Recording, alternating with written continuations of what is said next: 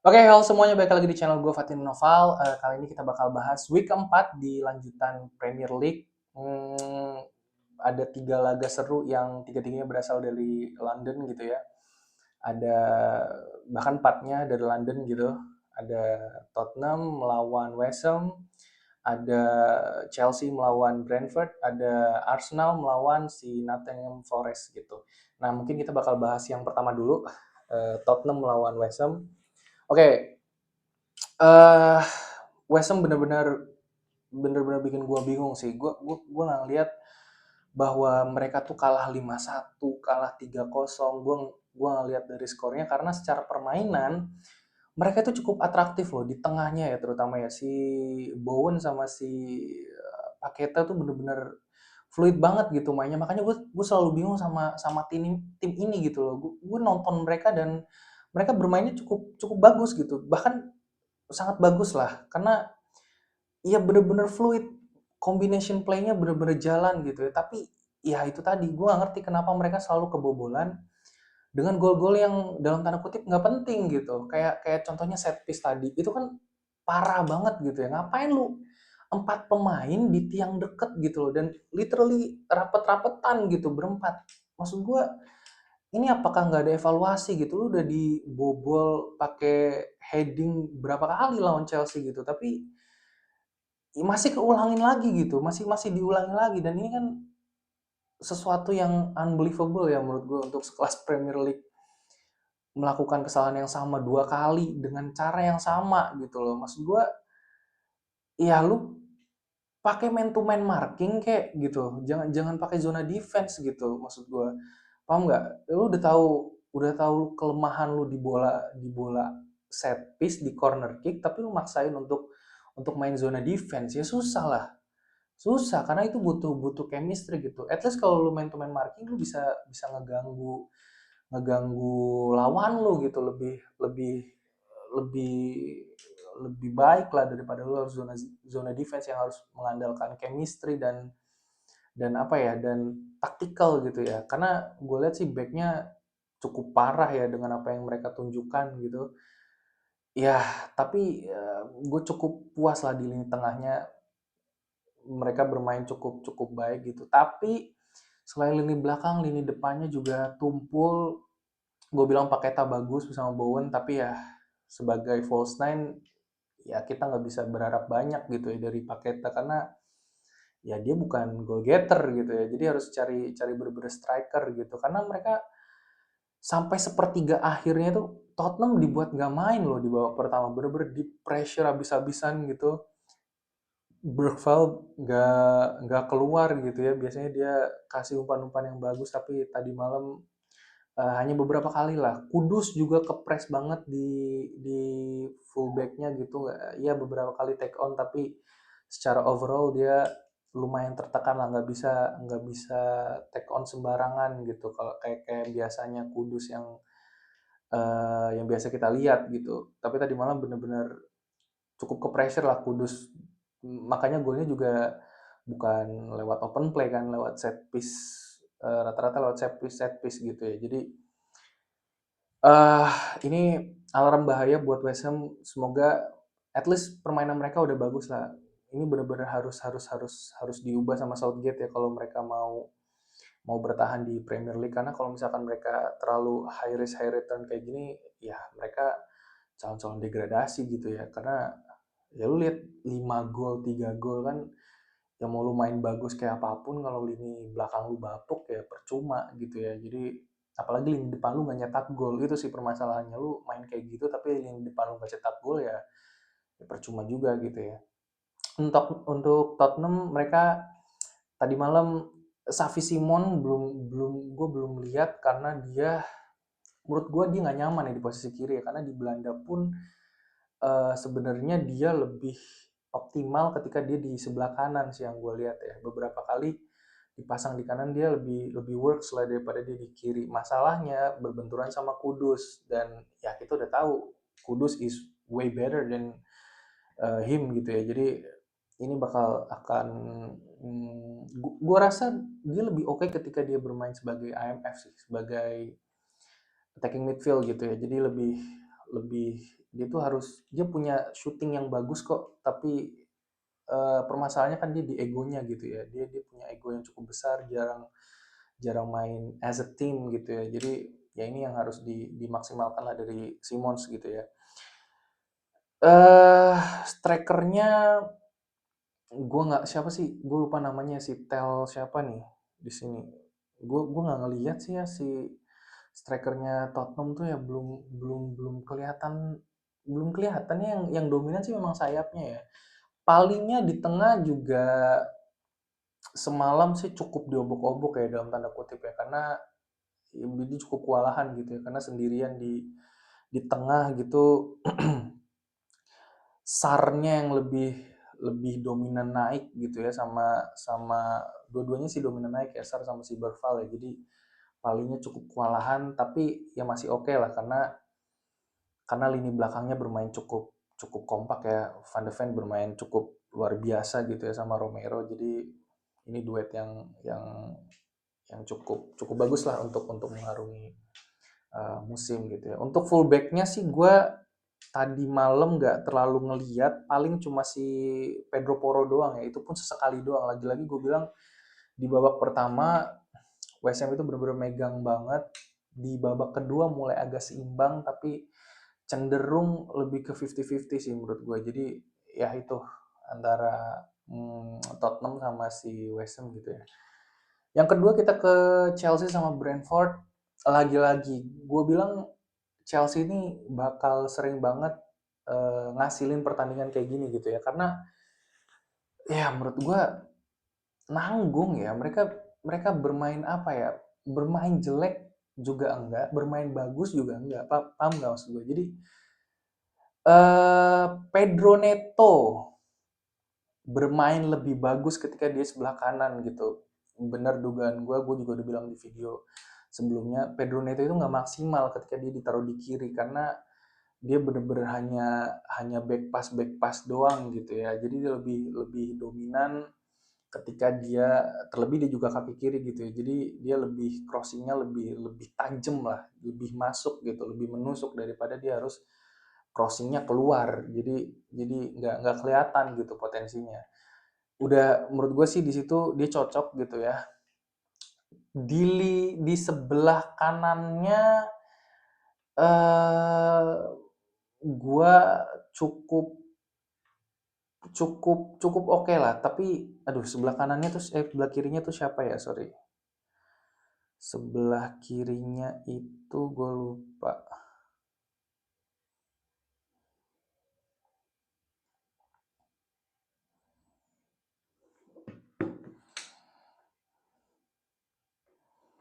Sebelah kirinya tuh Gittens ya. Jadi dia cukup oke, tapi permasalahannya dia cukup oke-nya itu cuma ya paling 30 menit lah. 30 menit dia lumayan bisa nusuk-nusuk. Setelah itu nggak kelihatan juga.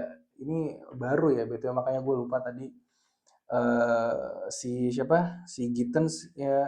Jadi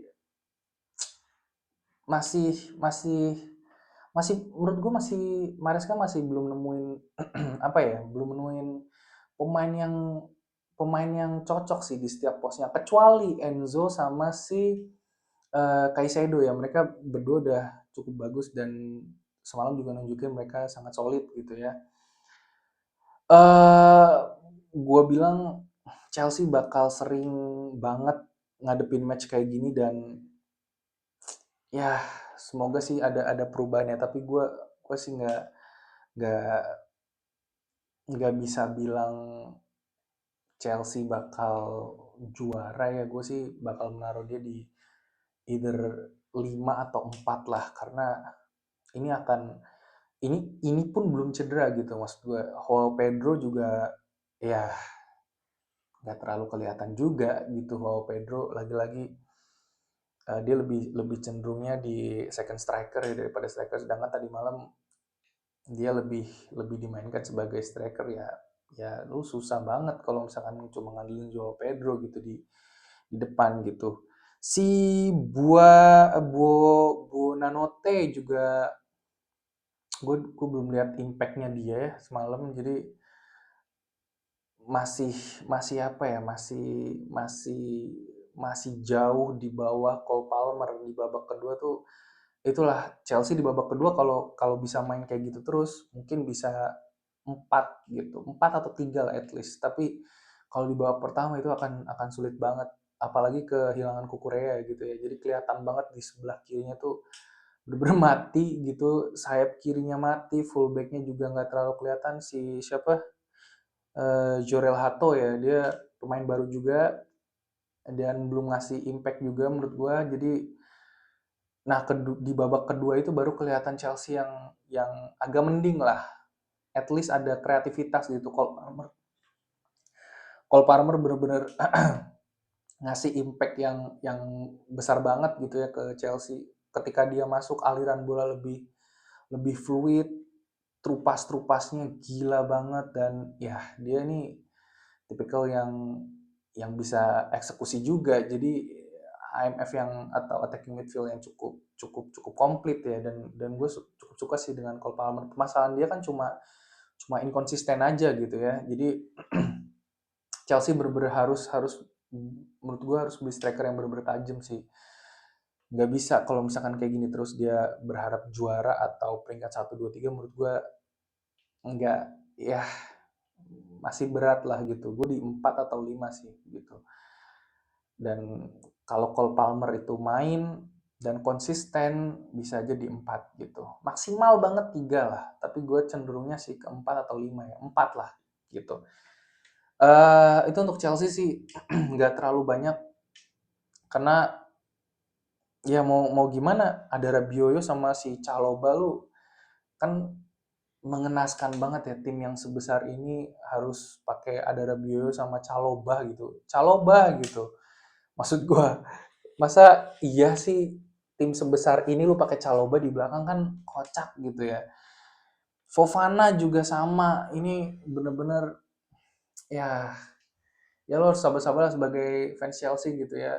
Bener-bener harus legowo, ini akan prosesnya akan panjang. At least di tengahnya udah cocok gitu Enzo sama si Caicedo. Sebenarnya Caicedonya sih yang oke. Enzo kadang juga ya masih angin-anginan dikit-dikit lah ya.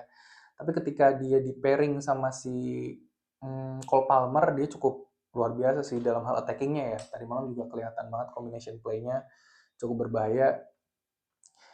Tapi ya tadi kecolongan di menit akhir dan menurut gue sih bukan ya oke masih masih bisa disalahkan sama Garnacho tapi nggak bisa semuanya lu bebanin ke Garnacho lah karena itu kan ya di tiang jauh nggak ya siapa yang duga bakal bolanya ke arah sana gitu ya jadi menurut gue sih ya hasil yang cukup fair. Brentford juga bukan tanpa perlawanan beberapa kali dia kasih counter attack yang cukup cukup berbahaya gitu ya di sana ada si eh yang gue lihat sih yang main itu Yarmolyuk ya Yarmolyuk itu cukup berbahaya dia bisa ngatur tempo juga sama si Henderson juga bermain ya cukup cukup safe lah dalam artian dia bisa atur tempo dia tahu kapan kapan delay bola kapan kapan ya namanya juga pemain berpengalaman ya jadi memang punya punya visi yang bagus lah Henderson gitu dalam dalam mengatur tempo di lini tengah gitu ya. Gue pikir kalau nggak ada Henderson bisa bisa lebih sih dari 2 gol gitu ya Chelsea di babak kedua anyway. Jadi karena backnya nggak cukup cukup kuat ya Brentford ini gue nggak tahu kenapa musim ini dia main 3-4-3 gitu 3-4 sorry main berapa nih 5-3-2 ya atau 3-5-2 gitu ya tapi ya lini tengahnya lu nggak bisa kuasain ya susah gitu ya 3-5-2 3-4-3 kalau lini tengah lu bapuk ya baik lu terancam gitu karena kan tinggal ninggalin 2 orang bahkan 1 orang di belakang dan itu ya sangat sangat berbahaya lah bagi Brentford mungkin itu terus kita ke Arsenal lawan Nottingham Forest ini yang gue harapin ya dari Arsenal akhirnya udah mulai kelihatan apa yang diinginkan sama Arteta lebih banyak penetrasi dan cutback karena itulah fungsi dari Gyökeres menyambut bola, finishing touch, itu yang diperlukan sama Gyökeres. Dan ini bener-bener kelihatan ya, si Eze di kiri gila. Ini di babak kedua ya khususnya ya. Di babak pertama sih dia cukup cukup bapuk lah gue bilang, dia belum belum nyetel, tapi di babak kedua itu passingnya kan kelas banget ya, dia bener-bener bisa naruh bola persis di depan Gyökeres dan tinggal shooting doang. Madueke gue appreciate apa yang dia tawarkan di sisi kanan, tapi kalau fit ya jelas Saka lah, gue pilih Saka jauh lah. Madueke ini buat buat pelapis lah, karena dia masih, menurut gue masih mentah ya, karena masih banyak banget kesalahan dan it's all about visi gitu ya. Jadi lu nggak bisa, menurut gue sih nggak bisa dirubah ya permainan tipikal kayak gini, karena yang gue lihat dia tuh masih cenderung egois, masih suka banget nahan bola gitu ya. Oke, kalau dia, kalau bisa, dia bisa take on 1 2 3 gitu, tapi once dia kehilangan dan kena counter attack itu kan bahaya banget gitu. Itu yang untungnya Timber bermain gila luar biasa, ini bener-bener kredit ya buat Timber, jarang disorot tapi dia cukup yang mungkin gue bisa bilang yang konsisten gitu ya di Arsenal ya, ya Timber gitu ya.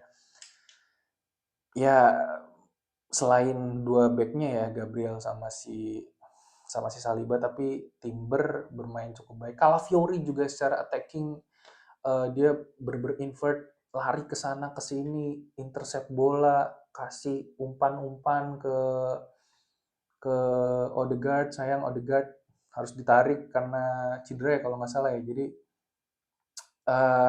ya ini bermain cukup cukup perfect lah Arsenal ya. Meskipun golnya kebanyakan sih menurut gue sedikit jatuh dari langit ya, bukan secara open play. Yang open play itu ya yang golnya Gyökeres gitu ya. Tapi uh, at least gue udah tahu apa yang diinginkan Arteta tuh seperti golnya si Gyökeres tadi, dan gue berharap bakal banyak gol kayak gitu, karena itu yang akan membuat Gyökeres makin percaya diri. Dan ya kita lihat Arsenal sih, lagi-lagi gue masih masih pegang dia jadi kontender gitu. Kalau tidak berbuat aneh-aneh dan kalau nggak cedera gitu. Mas gue aneh-aneh itu ketika melawan tim kecil mereka harus make sure mereka dapat poin gitu ya. Karena contohnya kayak melawan Nottingham Forest gini, mereka bener-bener bantai-bantai 3-0 ya. Semoga ini akan terus, akan akan nggak apa-apa deh lu kehilangan poin sama Big Six ya, cuma 6 tim, at least dapat 3 lah, 3 poin gitu. Tapi ketika lawan tim-tim kecil ini kan yang menentukan lu juara apa enggak gitu. Liverpool juga season kemarin juara ya gara-gara menang lawan tim-tim kecil, dan season-season sebelumnya juga yang juara-juara ya karena juara melawan tim-tim kecil gitu, karena poinnya tuh di situ. Lu menang 18-0 lawan Big Six, ya hitungannya tetap 3 poin gitu. Beda selisih gol, tapi tetap ketika lu seri melawan Big Six tapi menang lawan lawan tim kecil, ya lu tetap dapat 4 poin gitu kan. Kalau lu menang 18-0 tapi kalah lawan tim kecil, itu lu cuma dapat 3 poin gitu. Jadi ya ya lu harus harus bisa pinter memanage gitu ya. Dan ini udah kelihatan dan gue cukup senang. Di tengah gue nggak tahu kenapa ketika Odegaard keluar gitu ya, terus digantikan sama siapa ya, ini gue lupa sebentar, sama si, wait, gue agak lupa digantinya sama siapa.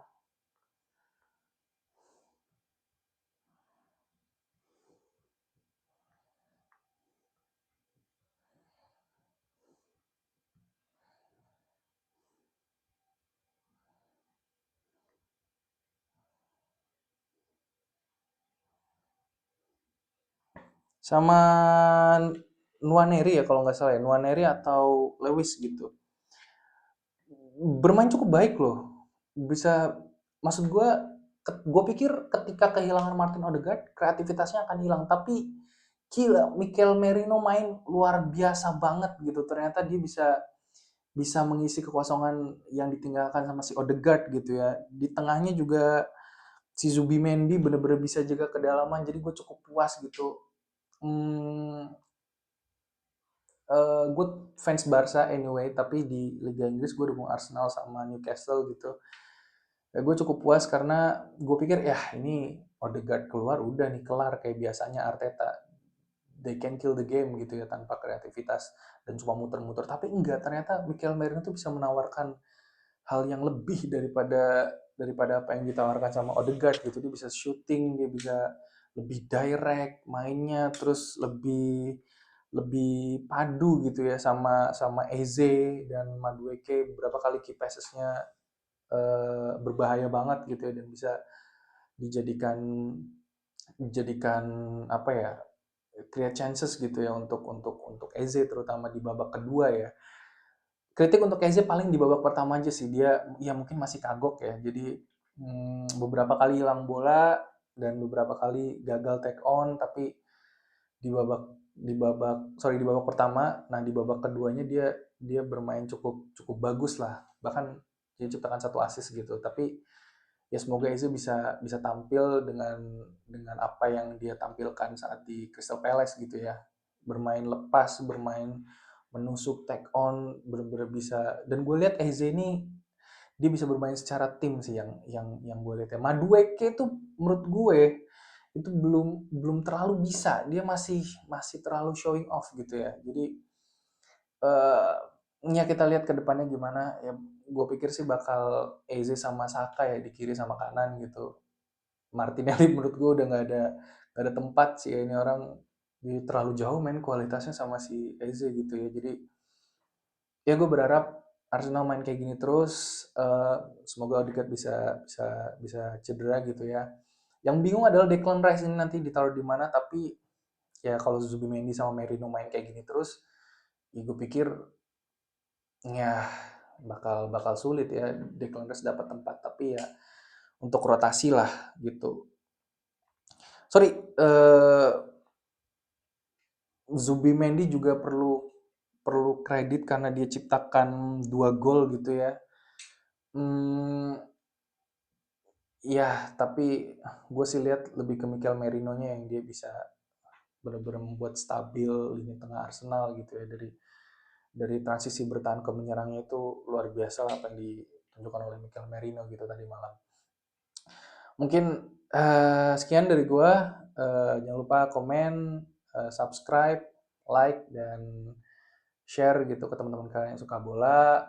Salam olahraga.